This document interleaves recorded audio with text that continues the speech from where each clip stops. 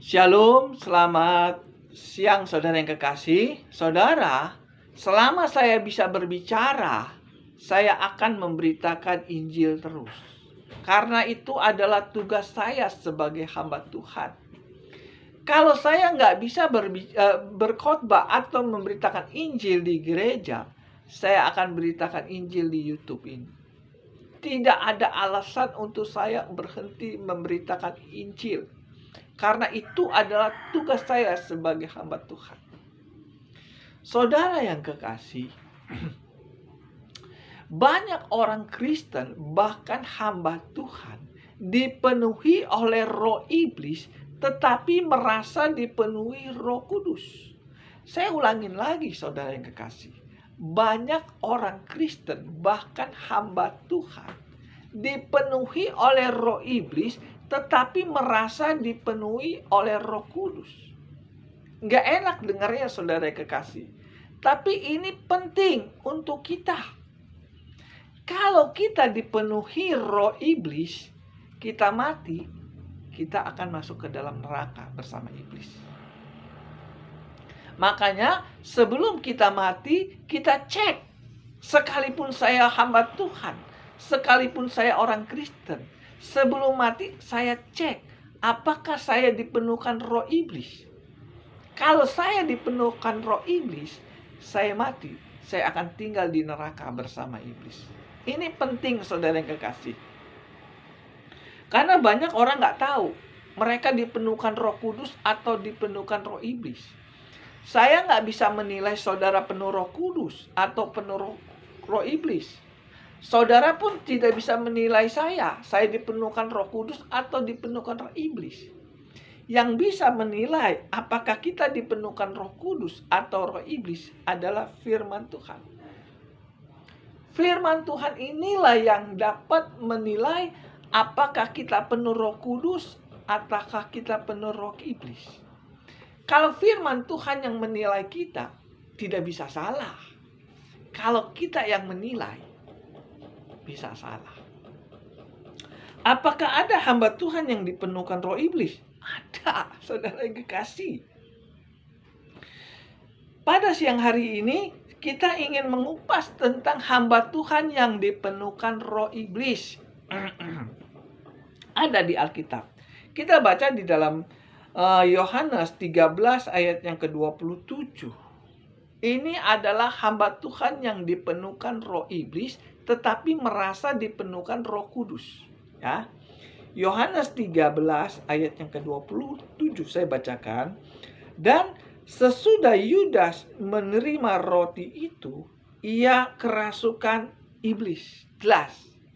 Yohanes 13 ayat yang ke-27. Dan sesudah Yudas menerima roti itu, ia kerasukan iblis. Jelas ya. Jadi hamba Tuhan pun bisa dipenuhkan roh iblis. Kerasukan iblis. Salah satunya Yudas. Yudas ini hamba Tuhan. Dia muridnya Yesus. Tetapi dia bisa dimasukin roh iblis. Kenapa sih Yudas ini bisa dimasukin roh iblis? Padahal dia dekat sama Tuhan. Padahal dia muridnya Yesus. Kasar ngomongnya dia hamba Tuhan. Kenapa dia bisa dimasuki roh iblis? Kita baca dalam Yohanes 13 ayat yang kedua. Inilah dasarnya kenapa Yudas dimasuki roh iblis. Yohanes 13 ayat yang kedua. Mereka sedang makan bersama dan iblis telah membisikkan rencana dalam hati Yudas Iskariot, anak Simon, untuk mengkhianati dia. Mereka sedang makan bersama dan iblis telah membisikkan Yudas Iskariot, anak Simon, untuk mengkhianati dia. Ternyata Yudas Iskariot itu bergaul dengan iblis. Dia bergaul dengan iblis, dia bergaul juga dengan Yesus. Sehingga apa yang terjadi? Bimbang dia. Dia lebih percaya perkataan iblis daripada perkataan Tuhan. Sehingga dia dimasuki roh iblis. Inilah salah satu hamba Tuhan yang dimasuki roh iblis. Dia mendengar suara iblis dan mendengar suara Tuhan. Sehingga apa yang terjadi? Dia dimasuki roh iblis. Bahaya saudara yang kekasih, kalau hamba Tuhan yang dimasuki roh iblis, itu bahaya. Dia mengkhianati Tuhan. Mengkhianati Tuhan artinya melawan perintah Tuhan. Ciri-ciri hamba Tuhan yang dimasuki roh iblis, itu dia melawan perintah Tuhan. Yudas dibisiki iblis untuk mengkhianati Tuhan. Ini jelas. Apa sih ciri-ciri hamba Tuhan yang dimasuki roh iblis? Saudara yang kekasih, ciri-ciri hamba Tuhan yang dimasuki roh iblis ada di dalam 1 Yohanes 2 ayat yang keempat. Saya bacakan. Barang siapa berkata, aku mengenal dia, tetapi ia tidak menuruti perintahnya, ia adalah seorang pendusta, dan di dalam dia tidak ada kebenaran. Ini adalah hamba Tuhan yang dimasuki roh iblis. Sama seperti Yudas. Dia sudah mengenal Yesus, tapi dia tidak mau mengikuti perintah Yesus. Sehingga dia dimasuki roh iblis. Di situ dikatakan, barang siapa aku berkata mengenal dia, tetapi ia tidak menuruti perintahnya, ia disebut pendusta. Dan di dalam dia tidak ada kebenaran. Berarti orang ini sudah mengenal Tuhan. Kalau sekarang ini dia sudah sekolah Alkitab teologia lah kasar ngomongnya. Karena dia sudah mengenal Tuhan. Dia ngerti Alkitab bahasa Ibraninya, bahasa Yunaninya, bahasa Grikanya, bahasa Inggrisnya lagi. Dia mengerti bahasa-bahasa Alkitab. Tetapi kalau dia tidak mengikuti perintahnya Tuhan, ia disebut pendusta. Jadi nggak jaminan orang yang sekolah teologi itu melayani Tuhan. Bahkan dia di sini dikatakan dia tidak mau mengikuti perintah Tuhan. Mungkin dia S1, S2, S3, mungkin dia dokter, sekolah Alkitab. Tapi kalau dia tidak mau mengikuti perintah Tuhan, ia disebut pendusta. Pendusta itu siapa saudara yang kekasih? Anaknya iblis. Yohanes 8 ayat 44, Bapa mula iblis, bapa segala pendusta adalah iblis. Jadi ada hamba Tuhan yang gak mau mengikuti perintah Tuhan. Sehingga dia dimasuki roh iblis. Dicap, dinamakan pembohong. Ini sangat penting saya katakan. Kalau hamba Tuhan atau gembala sudah tidak mau mengikuti perintah Alkitab,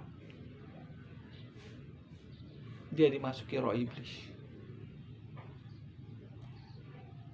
Alkitab yang mengatakan, barang siapa yang sudah mengenal dia, tetapi dia tidak mau mengikuti perintahnya, ia disebut pendusta. Jadi untuk jadi hamba Tuhan itu tidak segampang apa yang kita pikirkan. Enggak cukup sekolah Alkitab. Enggak cukup gelar. Dia harus mengabdi dan menjalankan perintah Tuhan. Saudara yang kekasih, inilah ciri-ciri hamba Tuhan yang dimasuki roh iblis. Dia enggak mau mengikuti perintah Tuhan. Susah untuk mengenal seperti ini. Karena dia ngerti Alkitab. Tetapi dia mengkhianati Tuhan. Banyak di akhir zaman ini hamba Tuhan yang pintar, tapi dia tidak mau menjalankan perintah Tuhan. Salah satunya tukang bohong. Ciri-ciri hamba Tuhan yang dimasuki roh iblis itu pendusta. Nggak enak dengarnya ya saudara kekasih. Tapi ini firman Tuhan loh. Pendusta itu apa sih? Perkataan yang nggak benar. Itu pendusta. Jelas ya saudara yang kekasih? Pendusta. Dan di dalam dia tidak ada kebenaran. Kalau dia khotbah, itu salah. Contohnya kalau orang khotbah yang salah itu waktu orang ada acara kematian, umpama yang mati si Budi, pendetanya ngomong si Budi sudah duduk di sebelah kanan Allah Bapa, atau si Budi sudah duduk bersama Yesus di sorga. Ya, hampir semua hamba Tuhan yang dimasuki roh iblis mengatakan seperti itu. Yang jadi masalah, apakah pendeta itu sudah melihat si Budi duduk di sebelah kanan Allah Bapa? Apakah si Budi itu sudah melihat? Apakah pendeta itu sudah melihat si Budi bersama Yesus di sorga? Dia belum melihat. Setahu saya, tidak ada satu orang pun yang dapat melihat orang mati pergi ke sorga. Saudara pernah melihat orang mati pergi ke sorga sama Yesus? Tidak pernah. Kalau dia belum melihat si Budi duduk di sorga, dia sudah mengatakan si Budi sudah duduk bersama Bapa di sorga, berarti dia bohong. Karena dia belum lihat, tapi dia sudah katakan. Itu bohong. Kalau saudara dibaca di dalam Matius 21, saya bacakan ya. Matius 21 ayat 43 saya bacakan. Sebab itu aku berkata kepadamu bahwa kerajaan Allah akan diambil. Salah saudara yang kekasih, maaf. Matius 20. Matius 20 ayat 23. Maaf saudara, salah ayat. Ya, kalau khotbah nggak boleh salah. Yang tadi salah ayatnya. Yang benar ini Matius 20 ayat 23. Yesus berkata kepada mereka, cawanku memang akan kamu minum, tetapi hal duduk di sebelah kananku atau di sebelah kiriku, aku tidak berhak memberikannya. Jelas. Yesus mengatakan apabila si Budi mati, dia tidak berhak mengatakan Budi duduk sebelah kananku atau sebelah kiriku. Yesus mengatakan seperti itu. Yesus nggak berani mengatakan setiap kali orang Kristen mati duduk sebelah kanan Allah Bapa. Yesus nggak berani. Tetapi kenapa banyak hamba Tuhan mengatakan si Budi sudah duduk di sebelah kanan Allah Bapa? Padahal Yesus nggak berani mengatakan seperti itu. Apakah dia lebih hebat dari Yesus? Ini permasalahan saudara yang kekasih. Khotbah itu nggak boleh salah saudara yang kekasih. Kalau khotbah yang salah itu dikatakan Injil lain. Galatia 1 ayat 6. Terkutuklah orang yang memberitakan Injil lain. Kalau dia belum melihat si Budi duduk di sebelah kanan Allah Bapa, dia katakan si Budi duduk di sebelah kanan Allah Bapa, berarti dia bohong. Kalau dia bohong, bapaknya iblis. Jelas ya. Makanya saya ingin katakan kepada saudara, banyak hamba Tuhan dimasuki roh iblis, tetapi mereka merasa dipenuhkan Roh Kudus, dimasuki Roh Kudus. Permasalahan besar ini. Makanya saya ingin katakan, kalau saya nggak bisa berkhotbah di gereja, saya khotbah di YouTube. Ini permasalahan. Nggak mau orang mendengar khotbah seperti ini, karena khotbahnya nggak enak. Kalau saudara baca di dalam 2 Timotius 3 ayat yang ke-16 saya bacakan, segala tulisan yang ditulis diilhamkan Allah memang bermanfaat untuk mengajar, untuk menyatakan kesalahan, untuk memperbaiki kelakuan, dan untuk mendidik orang dalam kebenaran. Ini yang saya beritakan Injil nih. Yang saya beritakan firman Tuhan nih. Segala tulisan yang diilhamkan Allah memang bermanfaat untuk mengajar, untuk menyatakan kesalahan, untuk memperbaiki kelakuan, dan untuk mendidik orang dalam kebenaran. Selama ini banyak pendeta atau gembala khotbahnya salah, terutama khotbah dalam acara kematian. Ya, di sini dikatakan firman Tuhan bermanfaat untuk menegur kesalahan. Hamba Tuhan yang berkhotbah yang salah itu ditegur oleh firman Tuhan. Bukan saya yang negur, firman Tuhan yang negur. Kalau khotbah yang salah, harus ditegur. Supaya apa? Supaya nggak menyesatkan orang lain. Saya khotbah nggak boleh salah. Kalau salah, saya menjadi penyesat. Makanya saya ingin katakan, kalau nggak ngerti firman Tuhan, jangan khotbah. Karena itu bisa menyesatkan orang lain. Ya, acara kematian toh. Dia belum lihat si Budi duduk di sebelah kanan Allah Bapa, dia sudah katakan si Budi duduk di sebelah kanan Allah Bapa. Padahal di dalam Matius 20 ayat 23, Yesus nggak berani mengatakan si Budi duduk di sebelah kanan Allah Bapa. Ini yang jadi bahaya. Hamba Tuhan yang sudah dimasuki roh iblis, dia khotbahnya salah, sehingga dia menyesatkan anak-anak Tuhan. Gak enak khotbah saya, tapi ini firman yang ingin memperbaiki kesalahan hamba-hamba Tuhan. Saya tidak menghakimi, saya tidak menjelek-jelekan hamba Tuhan. Saya hanya memberitakan kebenaran. Sekalipun dia hamba Tuhan senior, kalau dia salah, dia menyesatkan anak-anak Tuhan. Di sini kalau memberitakan Injil nggak ada yang namanya senior, nggak ada yang junior, nggak ada. Kalau dia nggak ngerti kebenaran firman Tuhan, sekalipun dia senior, dia menyesatkan anak Tuhan. Itu yang dinamakan dia mengkhianati pekerjaan Tuhan. Saya hamba Tuhan yang nggak terkenal, saya kacang-kacang, tapi saya tidak berani memberitakan Injil yang salah. Sehingga Tuhan mengatakan, Fit, kalau beritakan Injil, beritakanlah yang benar. Sesuai dengan Alkitab.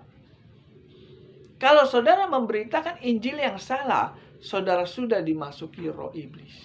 Tapi nggak sadar. Sehingga pekerjaan Tuhan dikhianati kita. Mungkin niat kita benar, tetapi karena kita salah berkhotbah, maka bukan untuk membantu pekerjaan Tuhan, tetapi untuk menghancurkan pekerjaan Tuhan. Ini seperti Yudas. Yudas hamba Tuhan, dia melayani Tuhan, tetapi dia bergaul juga dengan iblis. Sehingga dia mengkhianati Tuhan. Sadar ya saudara yang kekasih, saudara ngerti ya? Orang hamba Tuhan yang dimasuki roh iblis, itu khotbahnya ngawur. Khotbahnya ngawur. Karena apa? Ya karena dia tidak memberitakan Injil yang murni. Ciri-ciri hamba Tuhan yang dimasuki roh iblis, dia tidak mau memberitakan Injil yang murni. Tuh. Ciri-cirinya adalah pembuat kejahatan. Barang siapa yang sudah mengenal dia, tetapi dia tidak mengikuti perintahnya, ia disebut pendusta, dan di dalam dia tidak ada kebenaran. Yang tadi khotbah yang nggak benar. Dia belum lihat si Budi duduk di sebelah kanan Allah Bapa, dia sudah mengatakan si Budi sudah duduk di sebelah kanan Allah Bapa. Itu kan namanya pembohong. Tapi nggak sadar. Yang dibohongin yang dengar khotbah. Yang dibohongin diri sendiri. Dia yang belum tahu Budi masuk surga atau enggak, dia katakan masuk surga. Yang penting didengar enak. Tapi bohong. Gimana tuh urusannya? Makanya untuk jadi hamba Tuhan itu susah. Kalau nggak ngerti firman Tuhan, jangan khotbah. Nah, salah satu hamba Tuhan yang dimasuki roh iblis itu tukang bohong. Khotbahnya nggak benar. Di situ dikatakan pembuat kejahatan. Ciri-ciri hamba Tuhan yang dimasuki roh iblis itu jahat. Apa benar ada hamba Tuhan yang jahat? Ada. Ada di Alkitab ini sempurna, nggak bisa dibohongin. Apakah ada hamba Tuhan yang jahat? Ada. Yohanes 12 ayat yang ke-6. Ini hamba Tuhan yang jahat nih. Yohanes 12 ayat yang ke-6. Hal itu dikatakannya bukan karena ia memperhatikan nasib orang-orang miskin, melainkan karena ia adalah seorang pencuri. Ia sering mengambil uang kas disimpan dalam kas yang dipegangnya. Ia adalah seorang pencuri. Ia sering mengambil uang yang disimpan dalam kas yang dipegangnya. Ini adalah Yudas Iskariot, maling uang kas Tuhan. Di sini dikatakan Yudas sering maling uang kas Tuhan. Mencuri uang kas Tuhan itu apa? Kas Tuhan itu adalah uang perpuluhan atau bendahara. Kalau sekarang ini bendahara gereja, dia megang uang, tapi uangnya dicuri sama Yudas. Sehingga apa yang terjadi? Dia beli tanah dari uang kejahatannya. Kisah Rasul 1 ayat yang ke-18. Yudas ini telah membeli sebidang tanah dengan upah kejahatannya. Jelas. Jadi Yudas Iskariot maling uang perpuluhan, dibelikan tanah dari uang kejahatan itu. Kalau maling, jahat di mata Tuhan. Jangankan di mata Tuhan, di mata kita aja kalau maling, jahat. Yudas maling uang kas Tuhan. Ini hamba Tuhan loh. Zaman Yesus aja ada hamba Tuhan yang maling uang kas Tuhan, uang perpuluhan. Zaman sekarang lebih banyak hamba-hamba Tuhan, gembala-gembala, pendeta-pendeta yang menyalahgunakan uang perpuluhan untuk memperkaya diri. Ia disebut jahat di mata Tuhan. Barang siapa yang sudah mengenal dia, tetapi dia tidak menjalankan perintahnya, ia disebut pendusta dan di dalam dia tidak ada kebenaran. Inilah orang hamba Tuhan yang dimasuki roh iblis. Pembuat kejahatan. Makanya di dalam gereja ini sekarang susah sekali untuk mendengar firman Tuhan yang murni. Karena banyak hamba Tuhan yang sudah dimasuki roh iblis. Tukang maling uang perpuluhan. Tukang bohong, khotbahnya nggak benar. Budi belum masuk surga, dia bilang sudah masuk surga. Itu namanya pembohong. Menang jabatannya saja gembala. Menang jabatannya saja pendeta. Padahal moralnya rusak. Iblis nggak takut saudara jadi pendeta. Iblis nggak takut saudara jadi gembala. Nggak takut. Dia takut kalau saudara menjalankan perintah Tuhan. Perintah Tuhan apa? Jangan berbohongan. Janganlah engkau menjadi saksi dusta. Tetapi kenyataannya banyak hamba Tuhan yang tukang berdusta. Setiap kali acara kematian, dia khotbahnya berbohong. Saya nggak menghakimi hamba Tuhan loh. Saya hanya memberitakan Injil sesuai dengan Alkitab. Yesus berkata, aku tidak berhak memberikan engkau duduk sebelah kananku atau sebelah kiriku. Yesus mengatakan Matius 20 ayat 32. Tapi sekarang kenyataannya apa? Banyak hamba Tuhan mengatakan kalau orang mati, dia sudah duduk di sebelah kanan Allah Bapa. Perkataannya mah ringan saudara, tetapi akan dipertanggungjawabkan sampai mati. Khotbah itu saudara, itu akan dipertanggungjawabkan setelah saudara mati. Kalau saudara khotbahnya bohong, maka saudara tidak akan bisa masuk ke surga. Kita baca Wahyu. Wahyu 21 ayat yang ke-8. Ini pendusta. Kalau dia mati gak bisa masuk surga. Wahyu 21 ayat yang ke-8. Tetapi orang-orang penakut, orang-orang yang tidak percaya, orang-orang keji, orang-orang pembunuh, orang-orang sundal, tukang-tukang sihir, penyembah-penyembah berhala, dan semua pendusta. Nah kan, semua pendusta, mereka akan mendapat bagian mereka di dalam lautan yang menyala-nyala oleh api dan belerang. Inilah kematian yang kedua. Jadi kalau kita berkhotbahnya bohong, kalau dia mati, kita masuk ke dalam neraka. Makanya kalau saya khotbah harus sesuai dengan Alkitab. Saya khotbahnya nggak bisa bohong. Karena saya tahu kalau saya khotbah bohong, saya masuk neraka. Tetapi banyak hamba Tuhan yang khotbahnya bohong. Terutama pada waktu acara kematian. Betul nggak? Kalau bohong itu bapaknya siapa? Iblis. Iblis itu tukang tipu. Sehingga apa yang terjadi? Pada waktu dia mati, dia bersama iblis di neraka. Wahyu 20 ayat yang ke-10. Iblis dan nabi-nabi palsu tinggal di dalam api neraka. Jadi, saudara yang kekasih, kalau hamba Tuhan yang sudah dimasuki roh iblis, bagaimana jemaatnya bisa masuk surga? Kalau hamba Tuhannya sudah berbohong, hamba Tuhannya sudah maling uang perpuluhan, bagaimana jemaat bisa masuk surga? Ini permasalahan nggak? Permasalahan.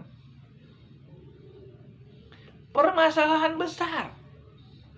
Kalau menyangkut soal surga dan neraka, itu nggak boleh salah.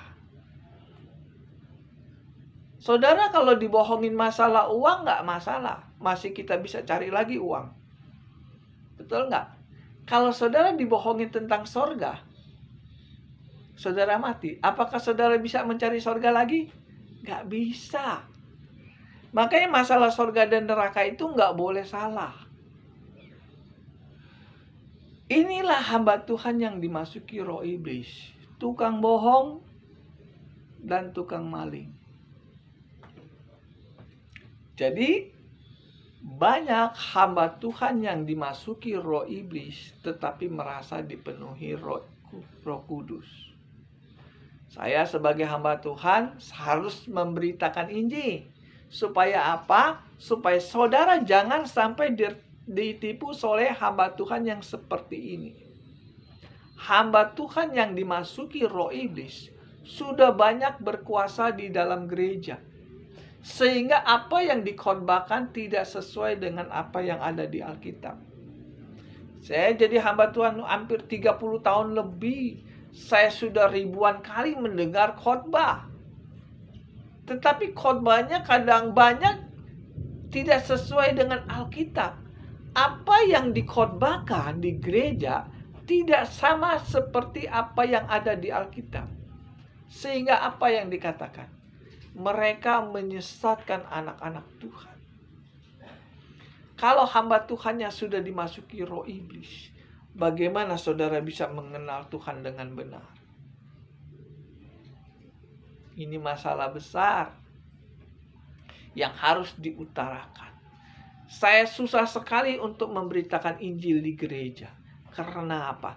Karena di gereja itu sudah banyak hamba Tuhan yang dimasuki roh iblis. Sehingga kebenaran yang ingin kita dengar di gereja itu sangat susah. Saya ingin ngomong apa adanya. Untuk mendengar khotbah yang benar di gereja sekarang ini sangat susah.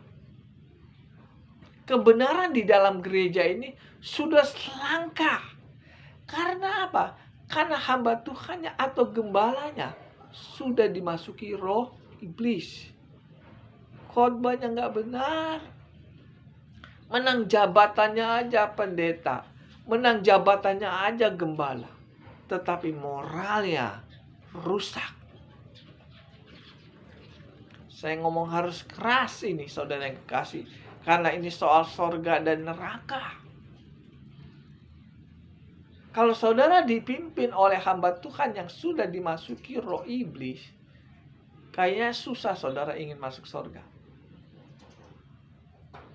Barang siapa, kalau saudara baca di dalam 2 Yohanes 1 ayat 7 sampai 9 sampai 11. Barang siapa yang menerima salam dari gembala yang gak benar, maka dia akan mendapat bagian dari kejahatannya. Kita baca saja di dalam 2 Yohanes.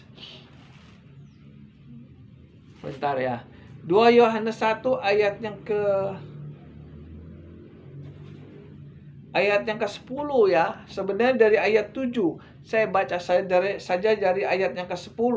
2 Yohanes 1 ayat yang ke-10. Jikalau seorang datang kepadamu dan ia tidak membawa ajaran ini, janganlah kamu menerima dia di dalam rumahmu, dan janganlah memberi salam kepadanya. Sebab barang siapa memberi salam kepadanya, ia mendapat bagian dalam kejahatan. Ia mendapat bagian dalam perbuatan yang jahat.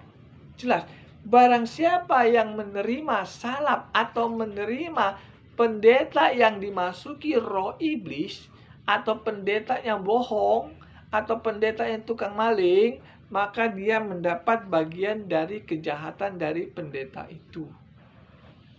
Saudara nggak melakukan dosa karena saudara menerima pendeta yang nggak benar di rumah saudara, menerima salam dari pendeta yang nggak benar, atau mendukung pendeta yang nggak benar, maka saudara mendapat bagian dari kejahatan pendeta itu. Sehingga apa yang terjadi? Saudara ikut masuk ke dalam api neraka.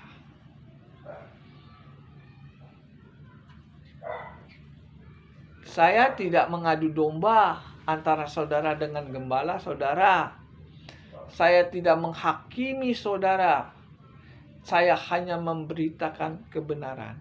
Bahwa kalau saudara mendukung hamba Tuhan atau gembala yang nggak benar, maka saudara mendapat bagian dari kejahatan gembala tersebut.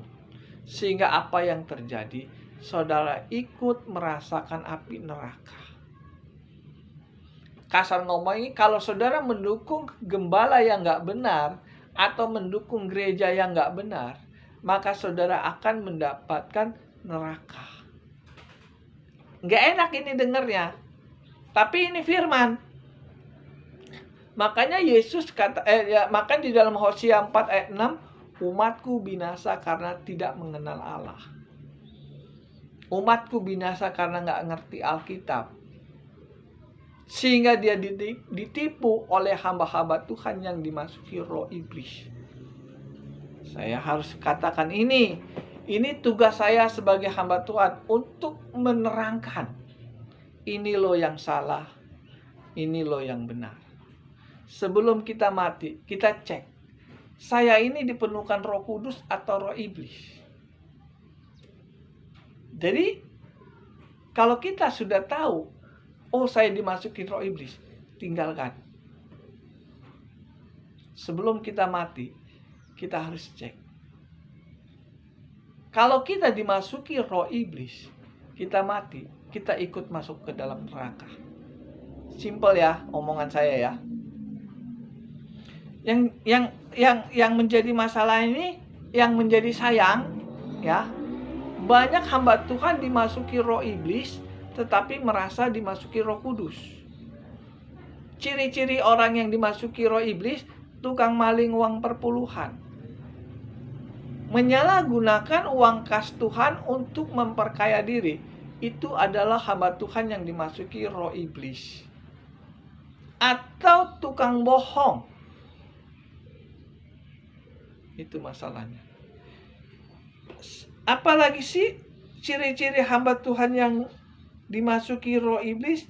Ya dia melawan Tuhan, menolak Tuhan. Ciri-ciri hamba Tuhan yang dimasuki roh iblis, 1 Tesalonika 4 ayat yang ke-7. Allah memanggil kita bukan untuk melakukan apa yang cemar, melainkan apa yang kudus.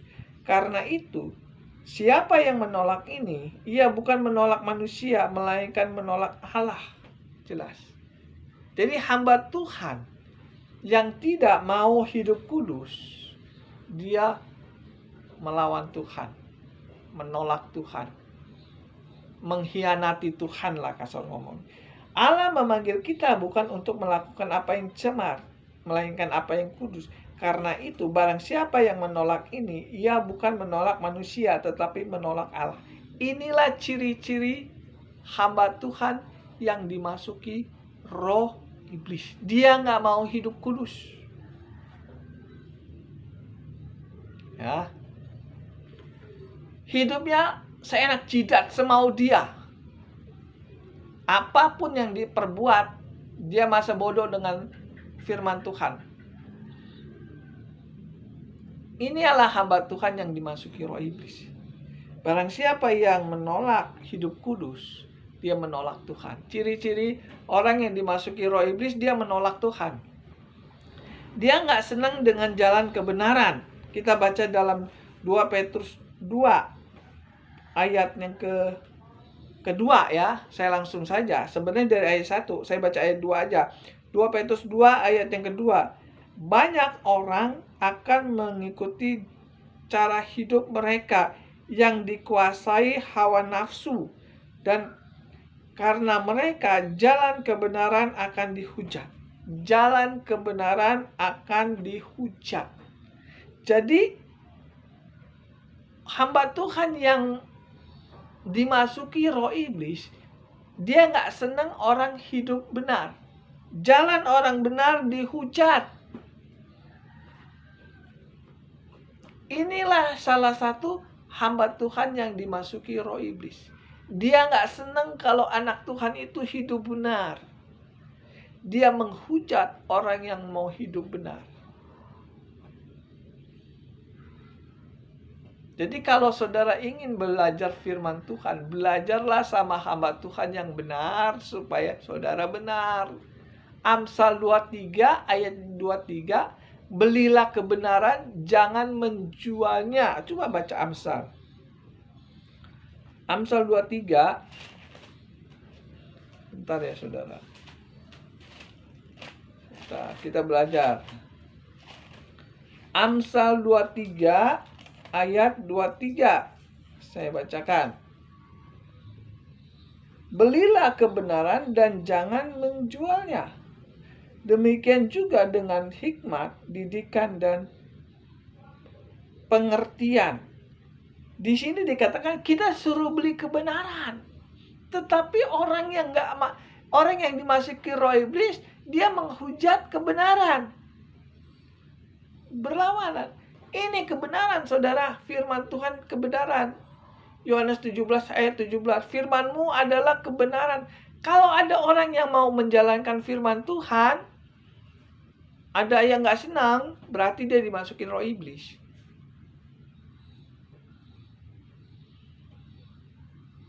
Ini permasalahan gak? Permasalahan.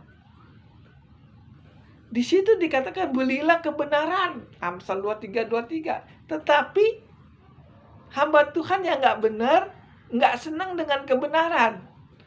Orang yang mau hidup benar dihujat. Bingung saya kadang-kadang. Saya mau menjalankan kebenaran, tapi banyak hamba Tuhan yang gak senang. Kebenaran itu kebenaran Tuhan ya saudara yang kekasih, bukan kebenaran saya. Kebenaran manusia sama kebenaran Tuhan itu beda. Kalau kebenaran Tuhan itu di dalam Roma 2 ayat 13. Bukan orang yang mendengar hukum Taurat yang dibenarkan, tetapi orang yang melakukan hukum Taurat yang dibenarkan. Roma 2 ayat 13. Bukan orang yang mendengar hukum Taurat yang dibenarkan Tuhan, tetapi orang yang melakukannya yang dibenarkan. Roma 7 ayatnya ke-12. Hukum Taurat itu benar, baik, kudus, dan rohani. Jelas.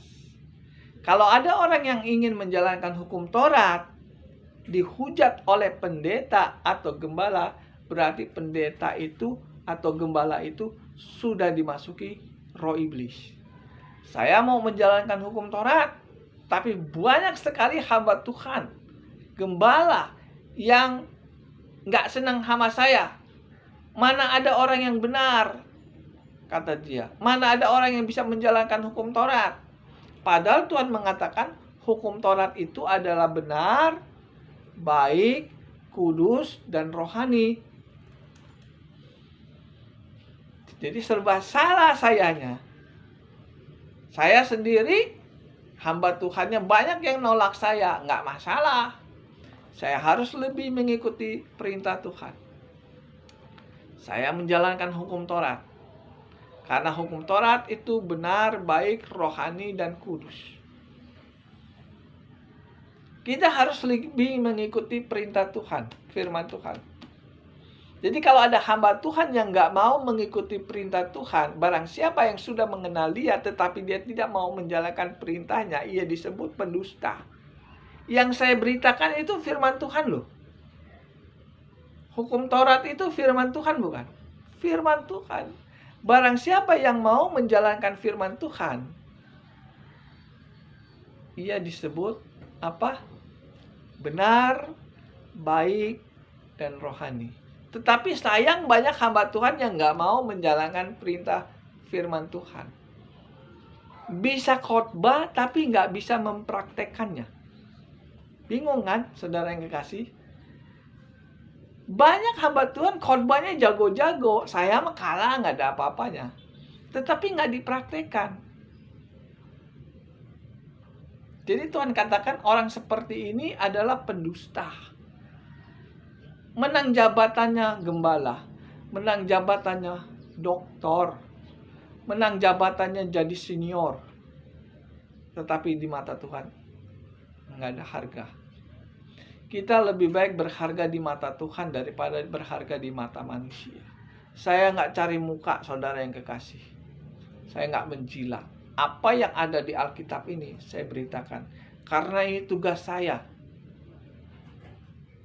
sebagai hamba Tuhan.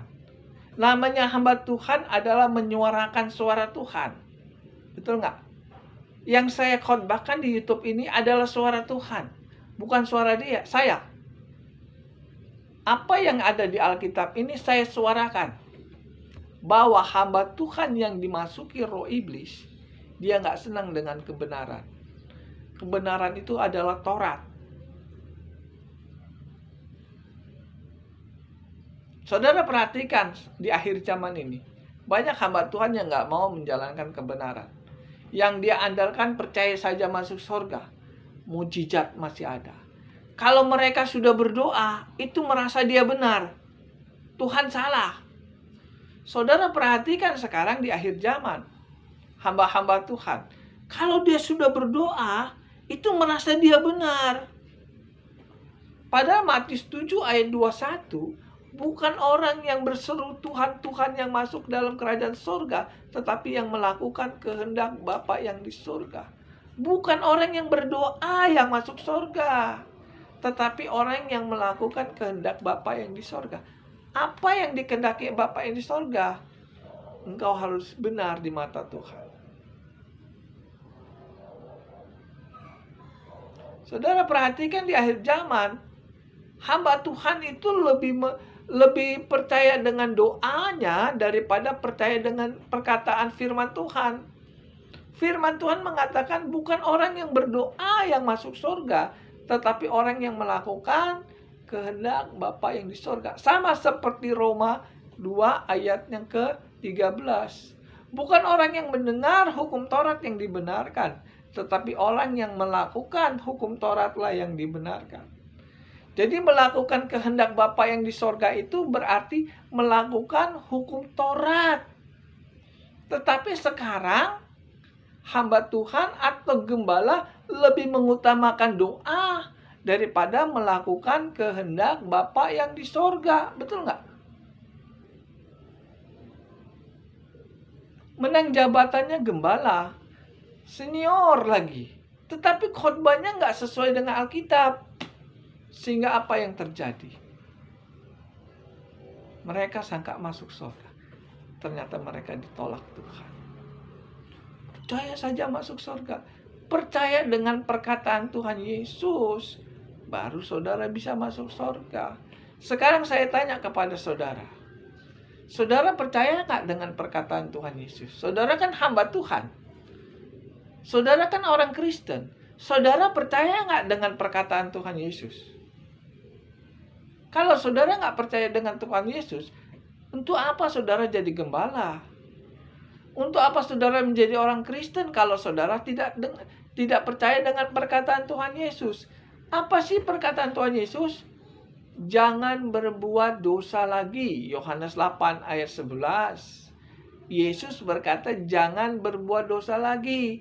Dosa itu apa? Dosa itu adalah melanggar hukum Tuhan.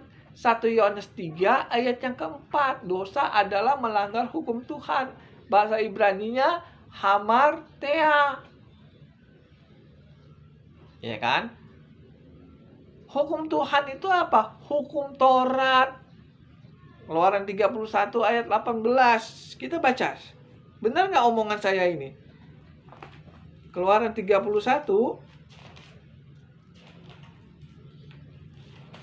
Jadi Keluaran 31 ayat yang ke-18.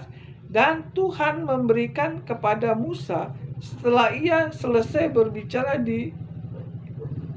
dengan dia di Gunung Sinai, kedua loh hukum Allah, loh batu yang ditulis oleh jari Allah, kedua loh hukum Allah. Jadi hukum Taurat itu adalah hukum Tuhan.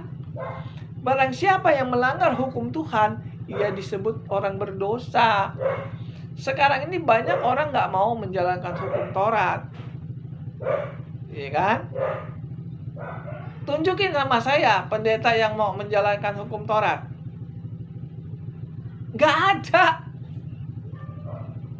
Kalau dia nggak menjalankan hukum Taurat, berarti dia berdosa di mata Tuhan.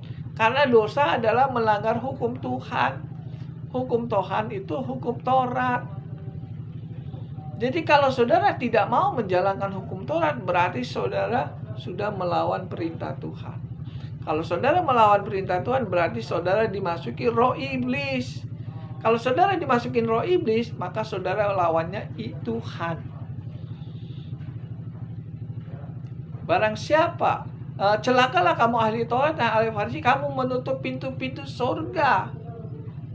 Ya kan? Pintu-pintu surga ditutup oleh gembala, oleh pendeta-pendeta yang nggak mau menjalankan hukum Taurat.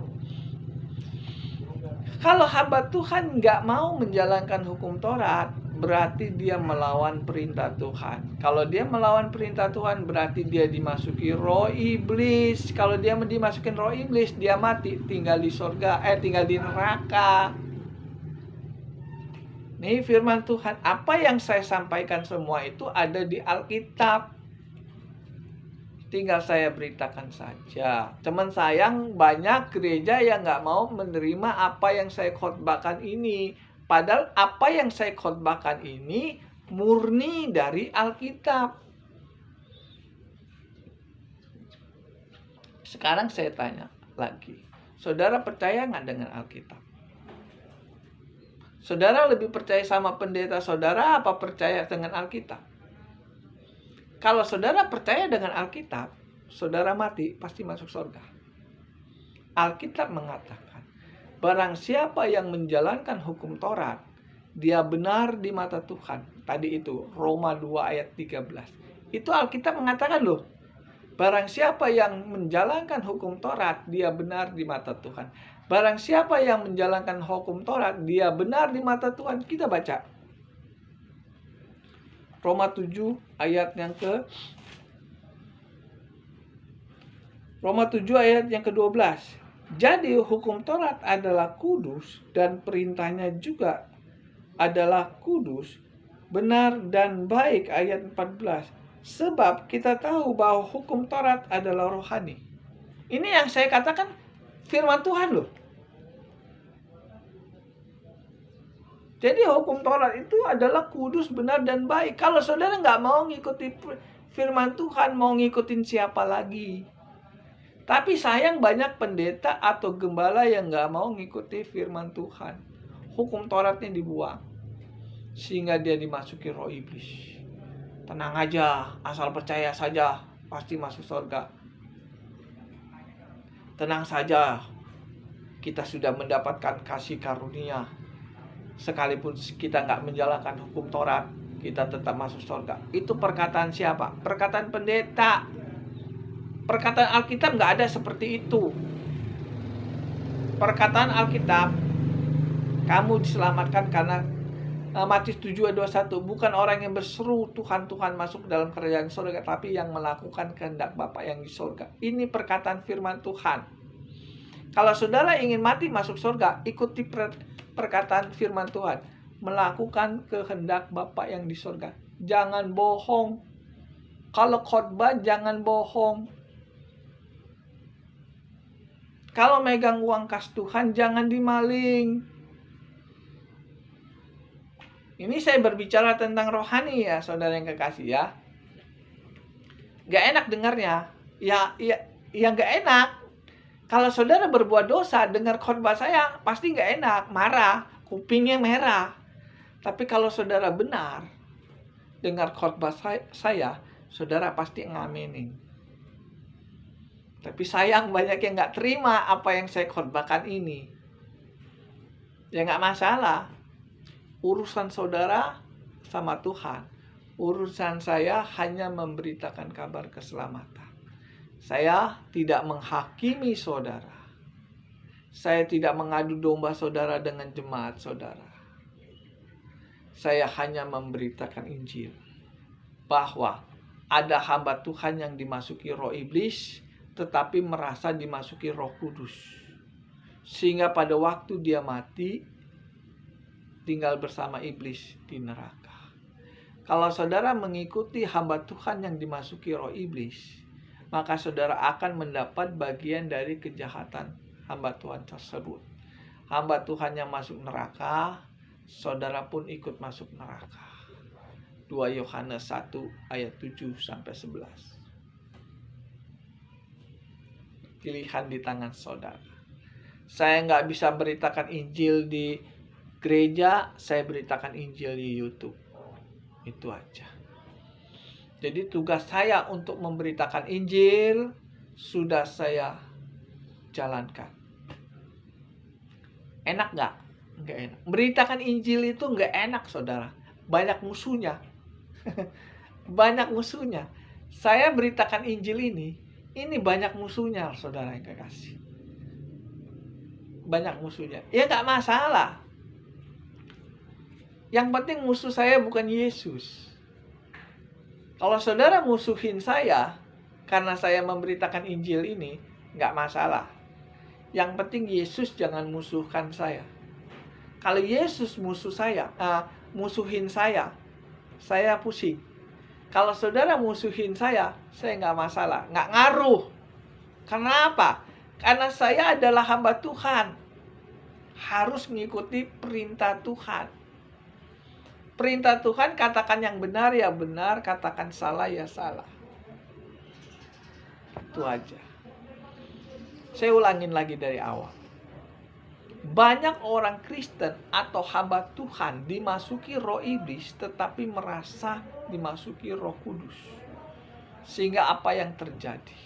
Mereka khotbahnya tukang bohong. Acara kematian tuh, kebanyakan pendetanya khotbahnya bohong semua. Hampir semua.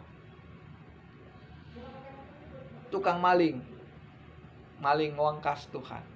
Menyalahgunakan uang gereja untuk memperkaya diri. Itu juga termasuk hamba Tuhan yang dimasuki roh iblis. Tinggal nunggu saja. Nunggu kalau mati masuk neraka. Saya tidak menghakimi ya saudara yang kekasih. Saya hanya memberitakan Injil. Hamba Tuhan yang gak ngerti tentang Alkitab, kalau dia khotbah, pasti dimasuki roh iblis.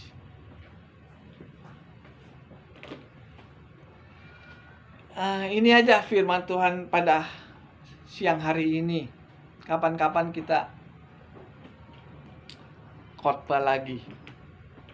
Kita berdoa. Tuhan Yesus, terima kasih atas firman-Mu pada siang hari ini.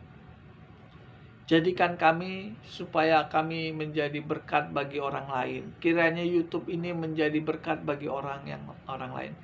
Berkati orang yang mendengar YouTube ini. Berkati saya juga yang memberitakan Injil. Terima kasih Tuhan, dalam nama Yesus. Haleluya. Amin.